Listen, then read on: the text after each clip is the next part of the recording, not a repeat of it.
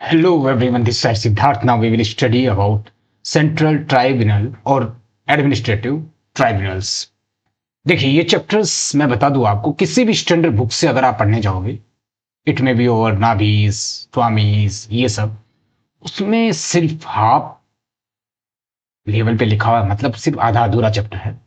मैंने वहां से भी रेफरेंस लिया है कुछ पार्ट्स का, उनको भी मैं क्रेडिट दिया हूँ। अपार्ट फ्रॉम दैट इसका मैक्सिमम पार्ट में डीओपीटी के सर्कुलर से और सेंट्रल ट्राइब्यूनल एक्ट 1985 से उठाया है। अब ये चैप्टर क्यों इंपॉर्टेंट है, देखिए एमसीआरई में जो 2025 की थी उसमें कैट से 15 क्वेश्चंस अनएक्सपेक्टेडली आ गए थे, जो कि हमारे सिलेबस का पार्ट नहीं कंसिडर होता था पहले। तो 15 क्वेश्चंस आने की वजह से काफी लोगों की कंपटीशंस इस चैप्टर की वजह से कम और ज्यादा हो गई। 2 साल कंटिन्यू 2024 और 2025 में इससे क्वेश्चंस आए थे। सीआरई 4 में भी कुछ क्वेश्चंस बने थे और वो क्वेश्चंस थोड़े कॉम्प्लिकेटेड है, इसलिए मैं सभी से रिक्वेस्ट करता हूं जो भी मेरे स्टूडेंट्स हैं वो इस चैप्टर को जरूर देखिए। हम पहले बात करते हैं कि क्योंकि इसमें मैं पीवाईक्यूज के बेसिस पे चलूंगा और साथ में आपको आपका जो कंसेप्ट है वो क्लियर करवाता रहूंगा। जो पहला क्वेश्चन आता है इस चैप्टर से आता है कि जो सेंट्रल एडमिनिस्ट्रेटिव ट्राइब्यूनल था उसको बोलते हैं सेंट्रल, वो जो बना था एडमिनिस्ट्रेटिव ट्राइब्यूनल एक्ट 1955 से 1985 से सेंट्रल एडमिनिस्ट्रेटिव ट्राइब्यूनल एक्ट 1985 से। तो बाद में पहले बात करते हैं कि सबसे पहले केट होता क्या है। सबसे पहले प्रॉब्लम्स देखते हैं। देखो जो सेंट्रल गवर्नमेंट एम्प्लॉय है उनको कभी कभी गलत जगह पे ट्रांसफर कर दिया जाता है अपनी पर्सनल खुन्नस निकालने के लिए, या उनके प्रमोशंस को डिनाई कर दिया जाता है, या फिर उनको जो देने वाले इंक्रीमेंट्स है उनको स्टॉप कर लिया जाता है, या पेंशन उनको दी नहीं जाती, या कुछ डिपार्टमेंटल पनिशमेंट मिलती है, जो कि हम सीसीएस सीसीए में देख चुके हैं 1965 में। राइट। अब नेचुरली आपको क्या चाहिए सर, आपने बोला था सीसीएस सीसीए में तो नेचुरल जस्टिस होता है, लेकिन अब आपको उस इंप्लॉय को क्या चाहिए, जस्टिस चाहिए। तो बिफोर 1985 क्या होता था पहले ये समझो। ऐसे इंप्लॉयज को पहले सिविल कोर्ट्स या फिर हाई कोर्ट को अप्रोच करना पड़ता था। I am talking about only employees. इससे क्या होती थी, काफी सीरियस प्रॉब्लम्स होती थी। एक तो इनमें जाने के लिए हाई कोर्ट्स में आपको पता ही है वैसे पेंडिंग है तो ह्यूज डिले होता था, बहुत ज्यादा डिले होता था। ठीक है। दूसरा, वो जो लिटिगेशंस होती थी वो काफी एक्सपेंसिव होती थी। क्या होती है लिटिगेशंस वो मैं अच्छे से बताऊंगा, डोंट वरी अबाउट दैट। ठीक है। और साथ में कोर्ट का बहुत ज्यादा ओवरलोड हो जाता था, क्योंकि गवर्नमेंट डिपार्टमेंट में बहुत सारे एम्प्लॉय काम करते हैं। सभी लोग अगर कोर्ट में आने लग जाएंगे तो उनके पास बहुत ज्यादा काम बढ़ जाएगा। ठीक है। तो कॉन्स्टिट्यूशनल बैकग्राउंड्स की बात करते हैं सबसे पहले इस, क्योंकि चैप्टर में बहुत डेप्थ में से क्वेश्चंस आ रहे हैं इस वजह से मैं इतने जा रहा हूं। देखिए आपको पता है जो कॉन्स्टिट्यूशनल अमेंडमेंट हुआ था, 42nd कॉन्स्टिट्यूशनल अमेंडमेंट हुआ था, ये कौन से उसके इस अमेंडमेंट के आर्टिकल 323A, ये एक्चुअली पार्लियामेंट को इंपावर्ड करता है। आर्टिकल 323 पार्लियामेंट को इंपावर्ड करता है to create administrative tribunal for service matter. यानी कि हम इसके हिस्टोरिकल बैकग्राउंड से चल रहे हैं। यानी कि जो केट बने थे ये सेंट्रल एडमिनिस्ट्रेटिव ट्राइब्यूनल्स, ये 42nd अमेंडमेंट के थ्रू, इस अमेंडमेंट में आर्टिकल 323A, ये क्वेश्चन आ सकता है। आर्टिकल 323A ये पार्लियामेंट को एम्पावर करता है कि एक एडमिनिस्ट्रेटिव ट्राइब्यूनल बनाया जाए, और इस पावर का यूज करते हुए पार्लियामेंट ने एक एक्ट को इनेक्ट किया था, that is administrative tribunal act 1985।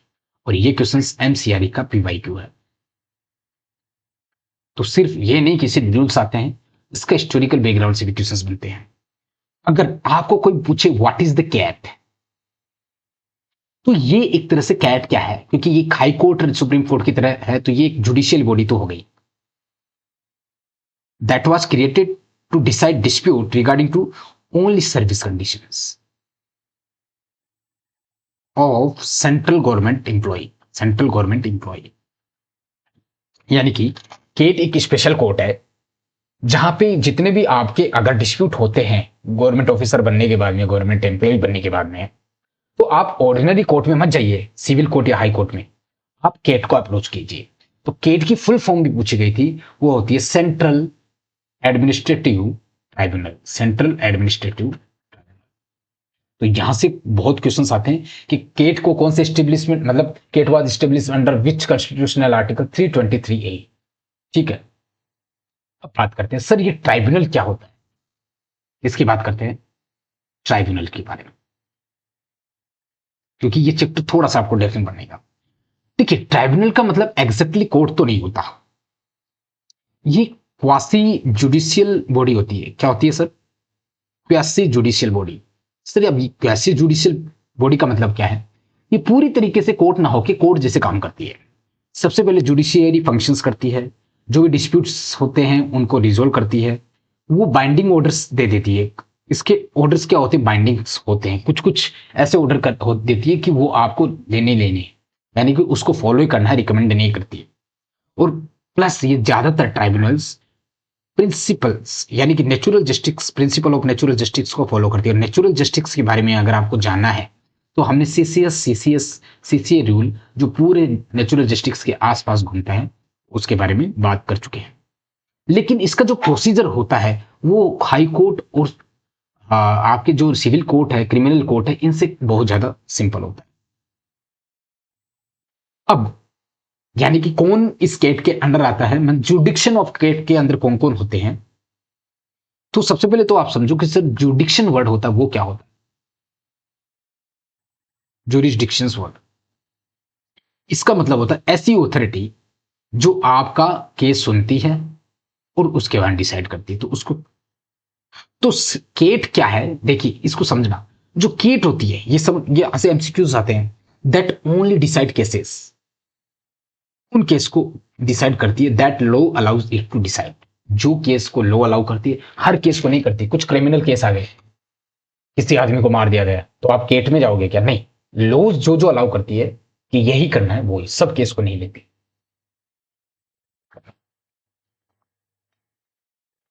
अब पिछली बार जो क्वेश्चन आया था एमसीआरई 4 में और एनएफएसयू में भी यहां से क्वेश्चन आने के चांसेस है। एमसीआरई 4 में एक क्वेश्चन आया था कि केट में कौन कौन कवर होते हैं। सबसे पहले central government employee, central government employees के बारे में अगर मैं बात करूं तो इसमें कौन कौन आते हैं देखिए, मैं यहां पे बता देता हूं। केट के अंदर सबसे पहले सेंट्रल गवर्नमेंट एम्प्लॉय आते हैं, उस जो कि वर्क कर रहे हैं मिनिस्ट्री में या डिपार्टमेंट में, अटैच्ड ऑफिस में, सबऑर्डिनेट ऑफिस में।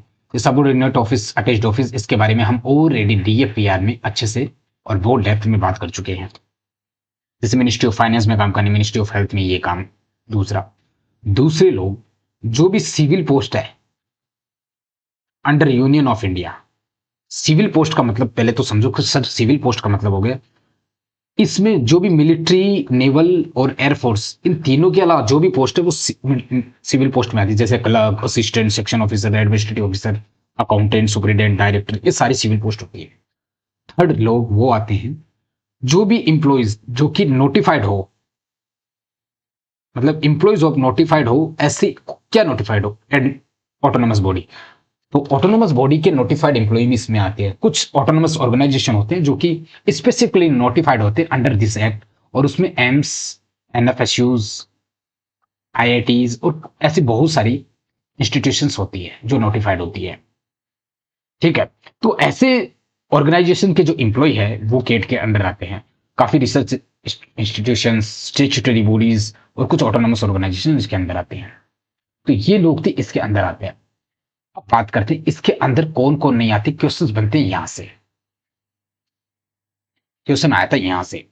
सबसे पहले बात करते हैं जो भी आर्म्ड फोर्स पर्सोनल्स होते हैं, आर्म्ड फोर्स पर्सोनल्स यानी कि आर्मी, नेवी, एयरफोर्स में काम करने वाले लोग हैं वो, क्योंकि उनका एक अलग से ही रूल आता है जिसको आर्म फोर्स ट्राइब्यूनल बोलते हैं, एएफटी बोलते हैं, नॉट कैट। दूसरे, जो भी हाई कोर्ट के इंप्लॉइज होते हैं, हाई कोर्ट के एम्प्लॉइज, ठीक है, वो भी केट के अंदर नहीं आते। ये बहुत बहुत इंपॉर्टेंट है। ये क्वेश्चंस, दो बार क्वेश्चंस आए हैं केट से, 2025 और सीआरई 4 में। सीआरई 4 एंड 2024 मींस थर्ड में, दोनों में केट्स क्वेश्चंस आए थे। उन इस नोट से एक क्वेश्चन आया था, वो थोड़े काफी डाउटफुल था। और कुछ कॉन्स्टिट्यूशनल बॉडी अथॉरिटीज होती है, सर्टेन कॉन्स्टिट्यूशनल अथॉरिटीज, क्योंकि उनका एक सेपरेट मैकेनिज्म होता है, ठीक है। तो इस चीज को आपको दिमाग रखना है, ठीक है। तो ये तीन चार लोग नहीं आते। अब सर आईएएस और आईपीएस के बारे में क्या कहना है आपका, उसके बारे में बात करते हैं। तो मैंने अभी तक क्या क्या करवा दिया आपको, केट में क्यों किया गया था ये, हु कम्स अंडर केट। तो के deal with holding civil post, Union of India, central government department, central autonomous body में कौन को नहीं आता है। केट कभी भी आईएएस आईपीएस और आईएफएस से रिलेटेड, यानी कि ऑर्गेनाइज्ड ऑल इंडिया सर्विस, कुछ सर्टन कॉन्स्टिट्यूशनल कंटेक्स्ट के मामले में नहीं आते, हमेशा नहीं आएंगे, ऐसा नहीं होता। ये इंपॉर्टेंट है थोड़ा, कुछ मामले में नहीं आते हैं। तो ऑर्गेनाइज्ड ऑल इंडिया सर्विस, यहां से क्वेश्चन था, organised all India service, organised all India service, जिसको आईएएस आईपीएस और आईएफएस बोलते हो, कुछ कॉन्स्टिट्यूशनल कॉन्टेक्स्ट में नहीं आते, हमेशा नहीं आएंगे ऐसा नहीं, कुछ में। जितने भी हाई कोर्ट के एम्प्लॉइज हैं वो नहीं आएंगे, और आर्म फोर्स, जो कि आर्म फोर्स ट्राइब्यूनल के अंदर जमे रहते हैं, ठीक है। और इस चीज के बारे में मैं आपको पीछे बताया हूं, ठीक है। यानी कि अगर आप बताओ एक क्लर्क है ministry of health aggravate about promotion, तो केट को जा सकता है वो, ठीक है। लेकिन आर्म फोर्स ट्राइब्यूनल में जाना पड़ेगा अगर कोई आर्मी में है, राइट। अब बात करते हैं इसके ऑब्जेक्टिव के बारे में, objective and nature of CAT, थोड़ा सा यही एक्सप्लेन करता हूं। सबसे पहले मुझे बताइए कि जो कैट है उसको क्यों क्रिएट किया गया था, इसका मेन ऑब्जेक्टिव क्या है, ताकि आपको जो जस्टिस मिले वो काफी फास्ट हो, और वो जस्टिस सिर्फ फास्ट नहीं, चीप भी हो, काफी इफेक्टिव भी हो, और काफी एक्सपर्ट वाले लोग ही बैठे हैं। अब आपके चीफ जस्टिस ऑफ इंडिया को जरूरी थोड़ी आपके इंस्टीट्यूशन के बारे में नॉलेज हो या गवर्नमेंट रूल्स के बारे में नॉलेज हो, वो तो लॉज पढ़ते हैं, उनको एफआरएसआर का थोड़ी ना पता है। क्योंकि जो सर्विस कंडीशंस होती है, सर्विस डिस्प्यूट होती है, उनके लिए केट होता है। नेचर का जो केट का नेचर है वो actually this act like a court, लेकिन ये मोर स्पेशलाइज्ड होते हैं किस मामले में, आपके गवर्नमेंट रूल के मामले में। जैसे केट में सबसे मेन रिक्रूटमेंट को डील करते हैं कि किस सेलेक्टेड, इस कैंडिडेट को सिलेक्ट किया गया था लेकिन इस वजह से बाहर निकाल दिया गया। प्रमोशन का मामला केट में जाता है, पे फिक्सेशन का, पेंशन का, ट्रांसफर का, डिसिप्लिनरी केसेस का, इन सभी का मामला कोर्ट में, ये केट में जाता है, ठीक है। ये अब बात करते हैं, ये क्वेश्चन आया था जो कि बिल्कुल अनएक्सपेक्टेड था कि कितनी बेंच है केट में। क्योंकि देखिए पूरे इंडिया में गवर्नमेंट जॉब है, और सारे गवर्नमेंट जॉब में अगर कुछ डिस्प्यूट अराइज हुआ तो आप हर बार दिल्ली तो नहीं आ सकते। तो हर एक स्टेट में लगभग में एक एक केट को स्टेब्लिश कर दिया गया है। तो एक ट्राइब्यूनल इज नॉट इनफ, इसलिए केट क्या करती है, अपनी जो फंक्शन है, एक तो प्रिंसिपल बेंच के थ्रू फंक्शन करती है, एंड कुछ रीजनल ब्रांच ओपन करके रखी है, रीजनल ब्रांचेस। प्रिंसिपल बेंच अगर आप देखोगे तो वो दिल्ली में, मैं ये सब कुछ स्पेसिफिक इसलिए पढ़ा रहा हूं क्योंकि क्वेश्चंस आते हैं, और यही हेडक्वार्टर है आपका किसका, कैट का। और रीजनल ब्रांच में ये आपको याद रखना है, क्वेश्चंस आया था Ahmedabad, Allahabad, Bangalore, Chandigarh, Chennai, Cuttack, Himachal, Guwahati, Hyderabad, Jabalpur, Jaipur, Jammu Kashmir, Jodhpur, Kolkata, Lucknow, Mumbai, Patna, Srinagar, along with principal bench at New Delhi.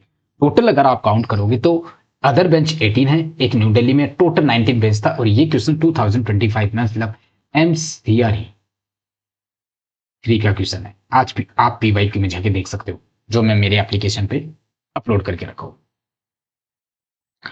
ठीक है। तो ये क्वेश्चन आ सकता है। अब हर एक जो जो बेंच होती है उनका जुडिक्शन क्या होता है।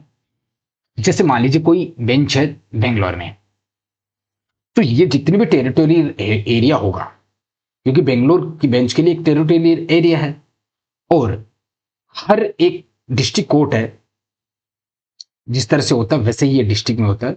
इसी तरीके से एक गेट बेंच को हर एक डिस्ट्रिक्ट के लिए जुडिक्शन के अंडर आता है। मतलब जैसे बेंगलोर है तो बेंगलोर के लिए जितना भी एरिया या जो जो कोर्ट्स या जो जो डिस्ट्रिक्ट्स को इसके अंडर लाना है, यू कैन डू दैट। अब बात करते हैं कि जो इंप्लॉय है, इंप्लॉय के साथ में कुछ डिस्प्यूट हुआ या इंप्लॉय के साथ कुछ अन्याय हुआ तो वो कहां कहां केस फाइल कर सकता है। फर्स्ट थिंग, ये इंपॉर्टेंट क्वेश्चन है। सबसे पहले जहां पे भी इंप्लॉय क्या है, पोस्टेड है, मान लीजिए वो कर्नाटका के बेलगांव में पोस्टेड है, तो वो फिर बेंगलुरु में जा सकता है, पहली चीज। या फिर जहां पे कोर्स ऑफ एक्शन अराइज हुआ।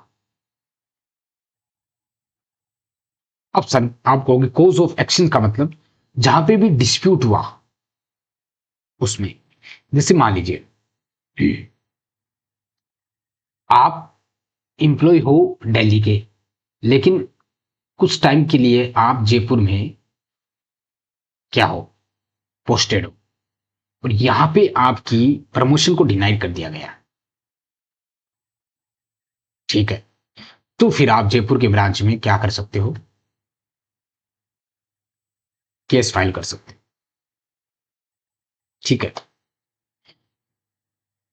उसके अलावा अगर आपको नहीं सर मैं तो जयपुर में नहीं, मैं सीधा प्रिंसिपल बेंच को अप्रोच करूंगा, तो अगर आपको प्रिंसिपल बेंच में दिल्ली जाना है तो फिर आप क्या कर सकते हो, केट के चेयरमैन से परमिशन लो, देन आफ्टर दैट मैटर में be filed before your principal bench.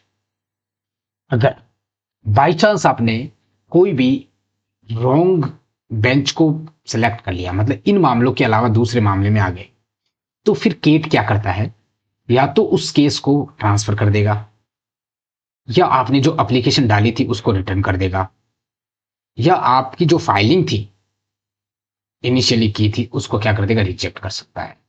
तो ये तीनों सिचुएशन है कि ट्रांसफर कर सकता है, रिटर्न कर सकता है and reject filing your initially.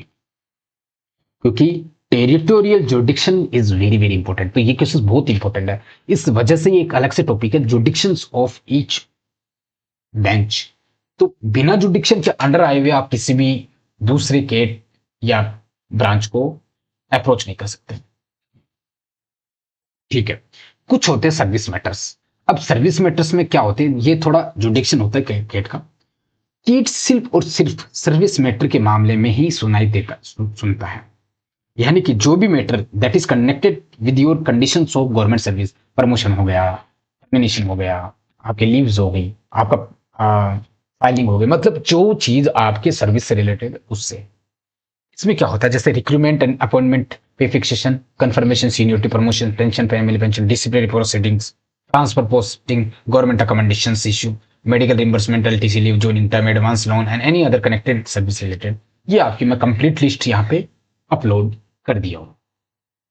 तो आई होप आपको यहां तक अच्छे से समझ आए। ठीक है, कुछ ऐसे मैटर्स होते हैं जो आ, इससे के बाहर होते हैं। जैसे मान लीजिए आपका डाइवोर्स हो गया, तो क्या आप कोर्ट केट में जा सकते हो, नहीं जा सकते। प्रॉपर्टी का कोई इश्यू है, जा सकते हो, नहीं जा सकते हो। कोई क्रिमिनल केस में नहीं जा सकते। कुछ प्राइवेट कॉन्ट्रैक्ट किया था आपने, उसमें डिस्प्यूट हो गया, नहीं जा सकते।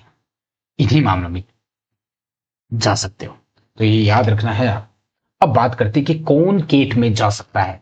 क्या हमारे जैसे गवर्नमेंट एम्प्लॉय जा सकते हैं या और कोई भी जा सकता है, यानी कि जो पर्सन और या फिर उसका कोई दोस्त जा सकता है, एग्रीवेट पर्सन। ये इंपॉर्टेंट है, एग्रीवेट एम्प्लॉय। अब इसको समझना है कि सर क्या मतलब है। यानी कि ऐसा person whose legal service right have been affected. इस पर्सन ऐसे नहीं है जैसे ये पर्सन की प्रमोशन को डिनाई कर दिया गया और आपका दोस्त या आपके घर वाली, आपकी वाइफ केट को अप्रोच कर रही, नहीं, एग्रीवेट पर्सन ही जाएगा। ठीक है, याद रखना, एक इंप्लॉय यूजुअली एक ही एप्लीकेशन डाल सकता है, ये केट का रूल्स है। ठीक है, ठीक है। अब सर क्या जॉइंट एप्लीकेशंस नहीं होता? देखो ये भी बता देता हूं। मैंने बोला एक ऑफिसर एक फाइल और एक एप्लीकेशन डाल सकता है, लेकिन कभी कभी जॉइंट एप्लीकेशन अलाउड है, लेकिन उसके लिए कुछ कंडीशंस होनी चाहिए। ऑब्वियस सी बात है, अगर नॉर्मली एक आदमी एक डाल सकता है तो जॉइंट एप्लीकेशन कब होती है? देखिए, मल्टीपल एम्प्लॉयज में फाइल टुगेदर व्हेन, अगर मैं if I talk about condition one, तो उनका cause of action is same. यानी कि सभी इंप्लॉय को बोला गया था 10 ईयर्स में आपको प्रमोट कर दिया जाएगा, लेकिन कम से कम 10 एम्प्लॉय थे, आज 12th ईयर चल रहा है या 13th ईयर चल रहा है, लेकिन इनका प्रमोशन नहीं हुआ, तो cause of action is same. दूसरा, जो रिलीफ इन्होंने डिमांड की है वो भी सेम हो, तो भी आप जॉइंट एप्लीकेशन डाल सकते हो। या फिर आपका जो ट्राइब्यूनल है वो आपको परमिशन दे दे कि ठीक है, आपका मामला लगभग लगभग सिमिलर है, नो डाउट एक्चुअली इज नहीं है। जैसे मान लीजिए ये एलडीसी था, ये यूडीसी था, ये टेम्परेरी पोस्ट पे था, लेकिन इनका मामला लगभग सिमिलर है कि सभी को प्रमोशन नहीं मिला, तो इस मामले में ट्राइब्यूनल परमिशन देता है। और क्वेश्चंस 2025 में ये भी आया था कि केट की एप्लीकेशन फीस कितने हैं, तो 50 rupees is the application fees. ठीक है, तो जब भी आपके साथ में कुछ भी गवर्नमेंट डिपार्टमेंट में हो रहा है, अनहोनी हो रही है, तो सिर्फ 50 रुपए लगेंगे। You can approach to get और आपको जस्टिस मिलेगा। क्या सर मेरी 50 रुपए की भी फीस माफ नहीं कर सकते क्योंकि मैं तो बहुत गरीब हूं? तो देखो, ये डांस इंडिया डांस तो चल नहीं रहा है, लेकिन फिर भी हो सकता है। देखो, अगर कोई अप्लीकेंट है, वो पे नहीं कर सकता 50 rupees because of financial hardship, तो फिर कैट के हाथ में है, वो पे ऑफ कर सकता है फी को। और इस ऐसे लोगों को हम बोलते हैं इंडिजेंट पर्सन। इंडिजेंट पर्सन का मतलब होता है ऐसा person who is lacking sufficient financial means. यार 50 रुपए भी नहीं है तो definitely you will be consider as a intelligent person. तो आई होप यहां तक आपको समझ आए। बात करते हैं, तो सबसे इंपॉर्टेंट आता है टाइप्स ऑफ एप्लीकेशंस। इसको बोलते हैं इंट्रोडक्टरी नोट्स। देखो, समझो अच्छे से, थोड़ा सा मैं आपको एक्सप्लेन करता हूं। जब कोई मैटर गेट के सामने आता है, तो ये हमेशा जरूरी नहीं कि ये जब सामने जाएगा तो वो सेम फॉर्म में आएगा जैसा वो स्टार्ट हुआ था। यानी कि डिफरेंट सिचुएशन, डिफरेंट टाइप के एप्लीकेशन की रिक्वायरमेंट होती है, सेम एप्लीकेशंस नहीं होता। डिफरेंट सिचुएशन के लिए अलग अलग चार मोस्ट कॉमन कैटेगरी होती है, जिसमें अगर मैं आपको बताऊं, एक तो ओए होती है, एक टीए, एक आरए और एक एमए, जिसको मिसलेनियस भी बोलते हैं। ये क्या होती है, इनके बारे में थोड़ा सा मैं एक्सप्लेन कर देता हूँ। ओए का मतलब अगर फुल फॉर्म देखो तो ओरिजिनल एप्लीकेशन होता है। क्या होता है? Original application. टीए का मतलब होता है ट्रांसफर्ड एप्लीकेशन। आरए का मतलब होता है रिव्यू एप्लीकेशन। और एमए का मतलब होता है मिसलेनियस। और एक और होता है आरटी, अगर आपको याद हो तो, जिसको बोलते हैं रिस्टोरेशन एप्लीकेशंस। इनके बारे में मैं बहुत डेप्थ में बात करूंगा। जैसे मान लीजिए कोई एकदम फ्रेश डिस्प्यूट अराइज हुआ, तो आप ओरिजिनल ओए डालोगे। कोई मामला कोर्ट में चल रहा था और कोर्ट से फिर किया गया था केट में, तो फिर वो टीए में आता है। अब मान लीजिए केट ने पहले कोई ऑर्डर दिया था, उस ऑर्डर को दोबारा से रिव्यू कर रही है, खुद के ऑर्डर को, खुद के ऑर्डर को, तो उसको रिव्यू बोलते हैं। हमें ये सब होते हैं ना, ये होते इंट्रीम या प्रोसीजर रिलीफ। और रिस्टोरेशन का मतलब होता है रिस्टोरेशन ऑफ डिसमिस्ड मैटर, जो ऑलरेडी डिसमिस्ड हो चुके हैं, जिस मैटर पे बात खत्म हो चुकी है उनको। तो ओरिजिनल एप्लीकेशंस के बारे में बताऊं मैं। ओरिजिनल एप्लीकेशंस क्या होता है? जब फर्स्ट टाइम आप जाओगे, यानी कि मेन केस को फाइल किया आपने, केस ये जैसे मान लीजिए, क्योंकि ये थोड़ा समझना है आपको, यहां से क्वेश्चंस आएंगे, और जब क्वेश्चंस आएंगे तो आप वहां पे बैठ नहीं सकते। ये आपका क्या है? केट है। केट के सामने जब मेन केस आया था वो ओए के फॉर्म में आया था, क्योंकि जो डिस्प्यूट था वो सीधा केट के सामने फर्स्ट टाइम आया था। यानी कि ये मेन केस के लिए होता है ओए। अब इसमें क्या क्या हो सकते हैं, जैसे रिक्रूटमेंट का डिस्प्यूट हो गया, प्रमोशन का डिस्प्यूट हो गया, पे फिक्सेशन का डिस्प्यूट हो गया, पेंशन का मैटर हो गया, ट्रांसफर मैटर हो गया, डिसिप्लिनरी प्रोसीडिंग चल रही थी उसमें आपको गलत तरीके से हो गया, तो ये ओए का होता है। ठीक है, ये कौन कौन देता है पर्टिकुलर, या तो आप देते हो जिसके साथ बुरा हुआ है, जिसमें आप नेम डेजिग्नेशन डिपार्टमेंट एड्रेस सब डालोगे, या रेस्पोंडेंट होते पर्टिकुलर ऑफ रेस्पोंडेंट जैसे union of India, department concern, competent of authority, उनके नाम से होते हैं, या फैक्ट ऑफ द केस इसमें होती है। पूरा इवेंट को सिक्वेंसली लिखा जाता है, और इसमें उसके बाद क्या क्या ग्राउंड्स पे, मतलब डिपार्टमेंट का जो एक्शन है आप बोलते हो सही इलीगल है, कौन से डिपार्ट मतलब कौन से ग्राउंड पे इलीगल है, और आपको क्या क्या चाहिए, क्या आपको प्रमोशन चाहिए, पे फिक्सेशन, वो सारी चीजें आप इसमें ओए में लिख के देते हो। ठीक है, तो आई होप ओए का मतलब मेन केस बिफोर केट। अब सर दूसरा आपने बताया था TA transfer case. Transfer case का मतलब होता है कि ओरिजिनली वो किसी दूसरे कोर्ट के सामने पेंडिंग पड़ा था, और उसके बाद में वो केट में क्या हो गया, ट्रांसफर हो गया। जब केट स्टेब्लिश हुआ था 1985 में, तो उस टाइम पे केट 1985 में ट्रांस मतलब जैसे ही बना था, थाउजेंड्स ऑफ केस ट्रांसफर हो गए थे कोर्ट से केट में। ठीक है, क्योंकि नया केट बना है, बहुत सारे क्योंकि अब तो सीधा आप केट में जा सकते हो, लेकिन पहले वाले लोग तो कोर्ट में जा सकते थे, तो उस टाइम पे टीए एप्लीकेशंस बहुत आते थे। ठीक है, दूसरा आरए, जिसको आप क्या बोलते हैं, रिव्यू एप्लीकेशंस। रिव्यू का मतलब है केट अपने ही मामले में ऑर्डर चेंज कर सकता है। यानी कि याद रखना एक चीज मैं बता दूं, क्वेश्चन सीधा आएगा, रिव्यू कभी भी अपील नहीं हो सकता। एक्चुअली अपील और रिव्यू में डिफरेंस होता है, ये मैंने सीसीएस सीसी में अच्छे से एक्सप्लेन किया है।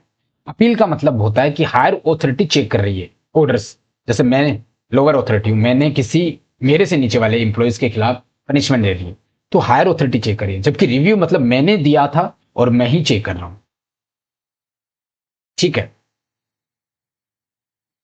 क्योंकि क्यों करते हैं, क्योंकि कुछ मिस्टेक्स हो सकती है मेरे से, कुछ क्लैरिकल इश्यूज हो सकते हैं, या फिर अपेरेंट एरर्स हो सकती है, कोई भी इंपॉर्टेंट ओमिशन हो सकता है। इसलिए मिसलेनियस एप्लीकेशंस में क्या होते हैं कि मान लीजिए आपका मेन ओए पेंडिंग में पड़ा है, ये समझना, यानी कि मेन मैटर आपका पेंडिंग में पड़ा है, कुछ टाइम के लिए आपको कुछ रिलीफ की रिक्वायरमेंट होती है, तो इस पेंडेंसी के दौरान आप कुछ सिचुएशन में आप एमए अप्लाई कर सकते हो। जैसे ये एक तरह से ऐसे सोच के चलो, एक सपोर्टिंग एप्लीकेशन है, जैसे मेन केस चल रहा है ओए के अंडर चल रहा है, अब एमए इसके अटैच कर दिया जाता है कि सर सिर्फ प्रमोशन ही नहीं, इन्होंने मेरा जो इंक्रीमेंट है वो क्युमुलेटिव इफेक्ट से रोका है, तो वो एमए में आप लिख सकते हो। पहले तो आपने प्रमोशन के बारे में बात कर रहे थे और क्युमुलेटिव वाला अटैच कर दिया। मतलब कॉमन पर्पज ऑफ एमए क्या होता है, यानी कि अगर एमए कभी कभी होता है कंडीशन ऑफ डिले, कि आपने पहले ओए ओए भी डिले करवा दिया, तो आप एमए के थ्रू दे सकते हो। तो या फिर आप कुछ एडिशनल डॉक्यूमेंट्स ला रहे हो, या ओए में कुछ चेंज कर रहे हो,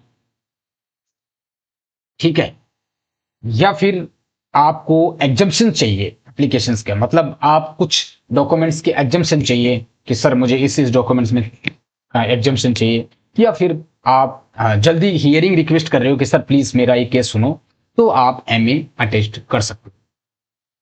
बात करते हैं जो सबसे इंपॉर्टेंट आता है आरटी, रिस्टोरेशन एप्लीकेशंस।